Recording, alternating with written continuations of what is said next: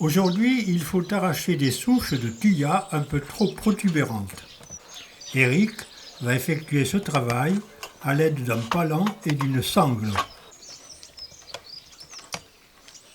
Un trépied confectionné avec 3 étais métalliques est placé au-dessus de la souche à arracher.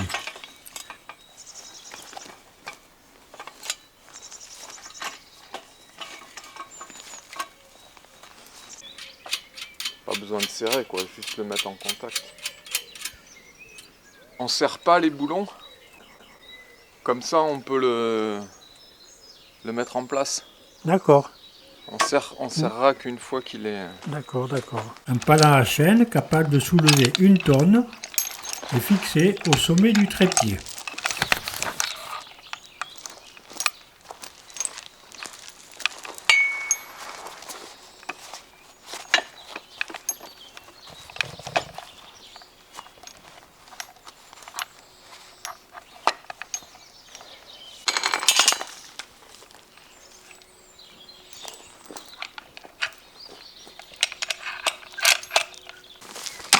Eric dégage d'abord à la pioche le pourtour de la souche et l'entoure d'une sangle pouvant supporter 3 tonnes.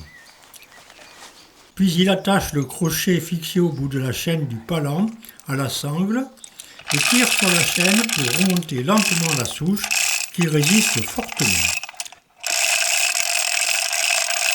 L'opération est délicate car le trépied doit être bien centré sur la souche, faute de quoi ce dernier risque de basculer dangereusement.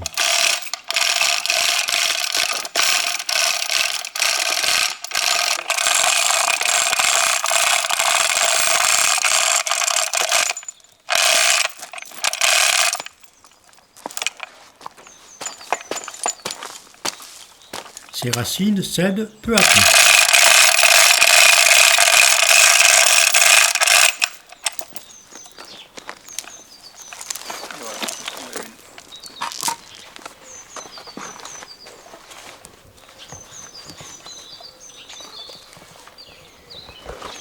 Francine et Didier, les voisins mitoyens, ont assisté au dessouchage avec curiosité. Daniel, le voisin, est venu assister à l'opération. Il en a profité pour raconter son histoire de louis d'or à tout le monde. Tous les matins, je vais chercher le pain.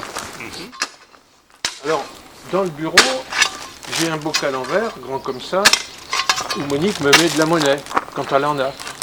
Bon, alors, je mets à chaque fois la monnaie dedans, tu vois. Et puis je vais chercher le pain. Là, comme ce matin, j'avais 1,10 €. Je donne...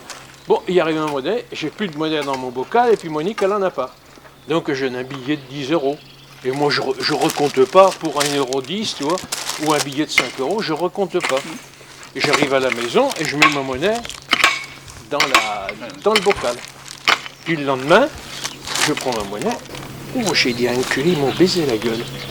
Ils m'ont mis une fausse pièce. Bon, et puis je la remets dedans. Et ça a duré au moins 8 jours. Tous les matins, je sortais mon bocal et je regardais et je retrouvais cette fausse pièce. Alors, il n'y avait rien d'écrit dessus, tu sais, 10 € ou 5 shillings, une monnaie même. Il n'y avait rien. Et je remettais la pièce dedans. Et puis là, il y a une dizaine de jours, je dis à Monique, putain, j'ai dit, ils m'ont refourgué de la monnaie, une fausse pièce, et je vais essayer de la refourguer. Elle me dit, montre-moi ça. Je lui montre. Elle m'a dit, c'est un louis d'or. Je dis, tu déconnes. Elle me dit, je te dis que c'est un louis d'or. Oh, rien que lui. Alors vite, qu'est-ce que je fais? Je vais sur Internet et je regarde la pièce et tout. C'était pas un louis d'or Napoléon, c'était un souverain anglais. D'accord. Mais jamais j'aurais imaginé, jamais j'aurais pu imaginer. Qu'il avait une telle valeur, quoi. Mais non, mais quand on te rend un louis d'or, quand tu donnes 5 € ou 10 € pour une baguette, quoi. Ah, les premiers qui l'ont donné à la boulangerie, c'est pas des génies quoi. Alors Monique, elle était à Bordeaux, là, du MISMAT, là, et puis 396 €, enfin 400 € à 3 € près. Il faut tirer un long bout de chaîne du palan pour remonter lentement la souche, car l'effort est fortement démultiplié. environ 20 fois. Ainsi, lorsque le crochet du palan tire la souche avec une force de 1 tonne, Eric doit tirer sur la chaîne avec une force de 50 kg, soit 20 fois moins. Du même coup, quand Eric va tirer la chaîne sur une longueur de 20 cm, la souche ne répondra que de 1 cm.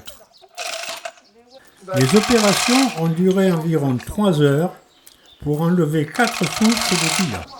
L'une d'elles, assez volumineuse, a été particulièrement difficile à extraire. C'était la dernière. Ouais, mais quand je vais baisser, tout va tomber. Ça dépend, ça dépend.